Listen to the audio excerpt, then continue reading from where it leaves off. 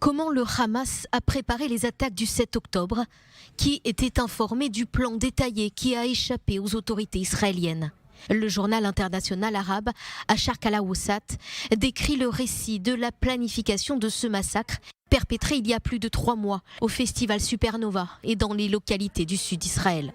Selon des sources palestiniennes proches de la direction des brigades Al-Qassam, l'aile armée du Hamas, seuls 70 combattants de l'Al-Nourba, l'unité d'élite du groupe terroriste, sélectionnée dans différentes régions du pays, étaient informés d'une attaque.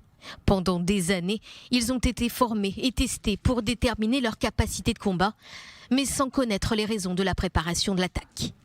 Si ce plan a été pensé avant la guerre de 2014, c'est en 2021, lors de l'opération Gardien du Mur, que l'aile militaire du Hamas décide de préparer et de mettre en œuvre son plan en toute discrétion pour empêcher toute fuite d'informations qui pourrait atteindre les renseignements israéliens. Objectif, prendre d'assaut les villes et kibbutzim du sud d'Israël.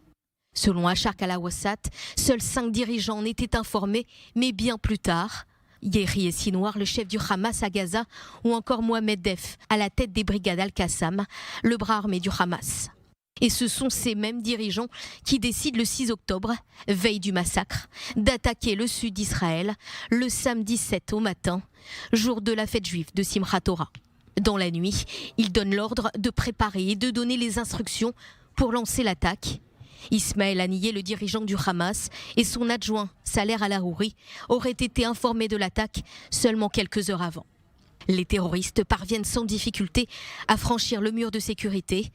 Moins de 2 heures après le début de l'attaque, d'autres terroristes de l'unité Nourba sont alors appelés à rejoindre les lieux à différents endroits des sites visés.